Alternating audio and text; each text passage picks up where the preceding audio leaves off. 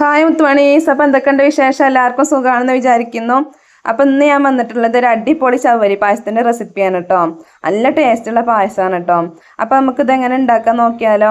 അപ്പം ഇത് ഉണ്ടാക്കാൻ വേണ്ടിയിട്ട് ആദ്യം ഞാൻ ഒരു കപ്പ് ചവ്വരി ഒന്ന് വെള്ളത്തിലിട്ടൊന്ന് കുതിർത്തെടുത്തിട്ടുണ്ട്. ഒരു 10 മിനിറ്റ് നേരം ഒന്ന് വെള്ളത്തിലിട്ടിട്ടൊന്ന് കുതിർത്തെടുത്തിട്ടുണ്ട് കേട്ടോ.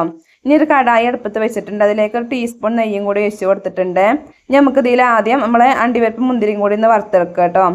അതുപോലെ ഒന്ന് ബ്രൗൺ നിറാണ് വരെ ഒന്ന് വറുത്തിട്ടൊന്ന് കോരി മാറ്റി വെക്കുക കേട്ടോ. നമുക്ക് ഇതിലേക്ക് 2 ക്യാരറ്റ് ഇതുപോലെ നീളത്തിലൊന്ന് കനം കുറച്ചിട്ടൊന്ന് അരിഞ്ഞെടുത്തിട്ടുണ്ട്. അതും കൂടി ഇതിലേക്കൊന്ന് ഇട്ട് കൊടുക്കുന്നുണ്ട് കേട്ടോ. അതുപോലെ കനം കുറച്ചിട്ട് നീളത്തിലൊന്ന് അരിഞ്ഞെടുത്തിട്ടുള്ളതാണ്. അത് ഈ നെയ്യിലേക്ക് ഇട്ടിട്ട് നന്നായിട്ടൊന്ന് വറുത്തെടുക്കുക കേട്ടോ. ഈ ക്യാരറ്റിൻ്റെ കളറൊക്കെ നന്നായിട്ട് ചേഞ്ച് ആണത് വരെ നന്നായിട്ടൊന്ന് വറുത്തെടുക്കണേ. അപ്പം നമ്മളെ ക്യാരറ്റിൻ്റെ കളറൊക്കെ ഇവിടെ നന്നായിട്ടൊന്ന് ചേഞ്ചായി വന്നിട്ടുണ്ട് കേട്ടോ. നന്നായിട്ടൊന്ന് മുരിഞ്ഞൊക്കെ വന്നിട്ടുണ്ട് ക്യാരറ്റ്. നമുക്ക് ഇതിൽ നിന്ന് ഒന്ന് കോരി മാറ്റാം കേട്ടോ. ക്യാരറ്റ് ഇതിൽ നിന്ന് കോരി മാറ്റിയിട്ടുണ്ട്. മുഴുവനായിട്ടൊന്ന് കോരി മാറ്റിയിട്ടുണ്ട് കേട്ടോ. നമുക്ക് ഇതിലേക്ക് ഈ കടായിലേക്ക് നമുക്ക് പാലൊന്ന് ഒഴിച്ചിട്ടും തിളപ്പിച്ചെടുക്കണം കേട്ടോ. അപ്പോൾ ഞാൻ 1 ലിറ്റർ അളവിലാണ് പാലെടുത്തിട്ടുള്ളത്. 1 ലിറ്റർ പാലെടുത്തിട്ടുണ്ട് കേട്ടോ. ഇനി ഇത് ഇതിലേക്ക് ഒഴിച്ച് കൊടുത്തിട്ട് നന്നായിട്ടൊന്ന് തിളപ്പിച്ചെടുക്കുക കേട്ടോ. പാല് തിളപ്പിച്ചെടുക്കുമ്പോൾ ഇതുപോലെ കൈ വെക്കാതെ ഒന്ന് ഇളക്കി കൊടുക്കണേ, അല്ലെങ്കിൽ പാല് അടി പിടിക്കാനുള്ള ചാൻസ് ഉണ്ട് കേട്ടോ. അപ്പം നമ്മളെ പാലൊക്കെ നന്നായിട്ടും തിളച്ച് വന്നിട്ടുണ്ട് കേട്ടോ. അതാ കണ്ടില്ല, നന്നായിട്ടും തിളച്ച് വന്നിട്ടുണ്ട്. ഇനി നമുക്കിതിലേക്ക് നമ്മൾ നേരത്തെ എടുത്തു വെച്ച ചവ്വരി കൂടി ഇട്ട് കൊടുക്കുക കേട്ടോ. 10 മിനിറ്റ് നേരം വെള്ളത്തിൽ ഇട്ടിട്ടൊന്ന് എടുത്തിട്ടുള്ള ചവ്വരിയാണ്. നമ്മളെ ചവ്വരിയൊക്കെ ഇവിടെ നന്നായിട്ടൊന്ന് കുതിർന്ന് കിട്ടിയിട്ടുണ്ട് കേട്ടോ.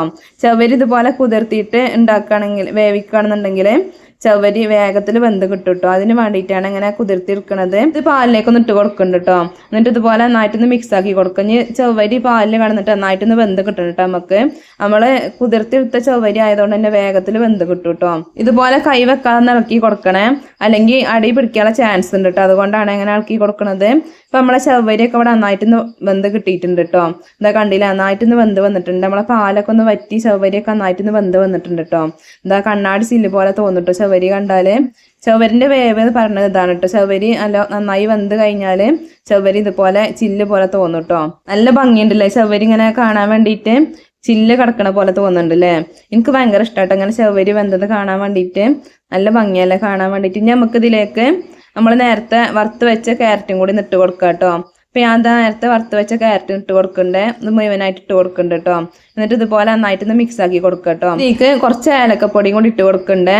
ഒരു 3 ഏലക്കൻ്റെ സീഡ് മാത്രം നന്നായിട്ടൊന്ന് പൊടിച്ചെടുത്തിട്ടുള്ളതാണ് കേട്ടോ. അതും കൂടി ഇതിലേക്ക് ഇട്ട് കൊടുത്തിട്ട് നന്നായിട്ടൊന്ന് മിക്സ് ആക്കിയതിന് ശേഷം ഇതുപോലെ നന്നായിട്ടൊന്ന് തിളപ്പിച്ചെടുക്കുക കേട്ടോ.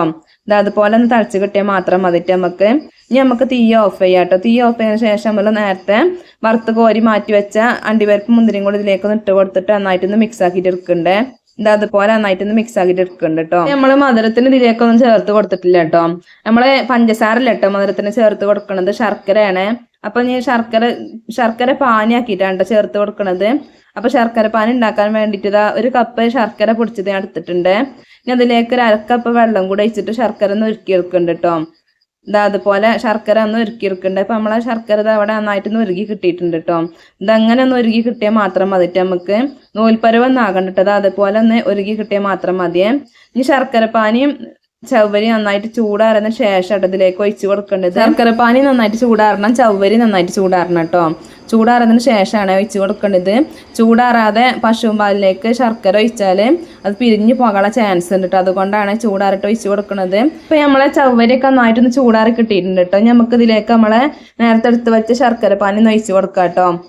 അതുപോലെ ശർക്കര പാനി നന്നായിട്ടൊന്ന് അരച്ചതിന് ശേഷമാണ് ഞാൻ ഒഴിച്ച് കൊടുക്കുന്നത്. ശർക്കരയിൽ നന്നായിട്ട് അഴുക്കുണ്ട് കേട്ടോ. അതുകൊണ്ടാണ് ഇങ്ങനെ അരിച്ചിട്ട് ഒഴിച്ച് കൊടുക്കുന്നത്. ഇനി ഇത് നന്നായിട്ടൊന്ന് മിക്സ് ആക്കിയിട്ട് എടുക്കുക കേട്ടോ. ഇനി ഇതിലേക്ക് ശർക്കരൻ്റെ കുത്തൽ മാറി കിട്ടാൻ വേണ്ടിയിട്ട് 2 ടീസ്പൂൺ പഞ്ചസാര കൂടി ചേർത്ത് കൊടുത്തിട്ടുണ്ട്. എന്നിട്ട് ഇതുപോലെ നന്നായിട്ടൊന്ന് മിക്സ് ആക്കി കൊടുക്കുക കേട്ടോ. അപ്പം നമ്മൾ അടിപൊളിയായിട്ടുള്ള ചവ്വരി പായസം ഇവിടെ റെഡി ആയിട്ടുണ്ട് കേട്ടോ. അപ്പം ഇനി ചവ്വരി കിട്ടുമ്പോൾ എല്ലാവരും ഇതുപോലെ ഒന്ന് ഉണ്ടാക്കി നോക്കട്ടോ. നല്ല ടേസ്റ്റ് ആട്ടോ അത് കുടിക്കാൻ വേണ്ടിയിട്ട്. ഞാൻ ഉണ്ടാക്കി നോക്കിയപ്പോൾ നല്ല ടേസ്റ്റ് ഉണ്ട് കേട്ടോ. അപ്പം നിങ്ങൾക്കും കൂടി കാണിച്ചിട്ടാ വിചാരിച്ചിട്ടാണ് കേട്ടോ ഈ വീഡിയോ എടുക്കുന്നത്. ചവ്വരി പായസം കുടിക്കാൻ നല്ല ടേസ്റ്റ് ആണല്ലോ. അപ്പം അതിൻ്റെ ഇടയിൽ കൂടി ആ ക്യാരറ്റും കൂടി ഇങ്ങനെ കടിക്കുമ്പോൾ നല്ല ടേസ്റ്റ് ആട്ടോ അത് കുടിക്കാൻ വേണ്ടിയിട്ട്. അപ്പം എല്ലാവരും ഒരു പ്രാവശ്യം ഇതുപോലെ ഒന്ന് ഉണ്ടാക്കി നോക്കട്ടോ. എന്നിട്ട് നിങ്ങളെ കമൻറ്റുകളൊക്കെ ഒന്ന് അറിയിക്കുക. പിന്നെ വീഡിയോ ഇഷ്ടമായാലും ലൈക്ക് ചെയ്യാനും ഷെയർ ചെയ്യാനും മറക്കരുത്. പിന്നെ എൻ്റെ ചാനൽ ആദ്യമായിട്ട് കാണുന്ന ഏതെങ്കിലും കൂട്ടുകാരുണ്ടെങ്കിൽ സബ്സ്ക്രൈബ് ചെയ്യാനും മറക്കരുത്. അതിൻ്റെ തൊട്ടടുത്തുള്ള ബെല്ലൈക്കണും കൂടെ ഒന്ന് അമർത്തുകയാണെങ്കിൽ ഞാൻ ഇടുന്ന എല്ലാ വീഡിയോസും നോട്ടിഫിക്കേഷനായി നിങ്ങൾക്ക് ലഭിക്കുന്നതാണ്. അപ്പോൾ മറ്റൊരു വീഡിയോയുമായി വീണ്ടും വരാം. അസ്സലാമു അലൈക്കും.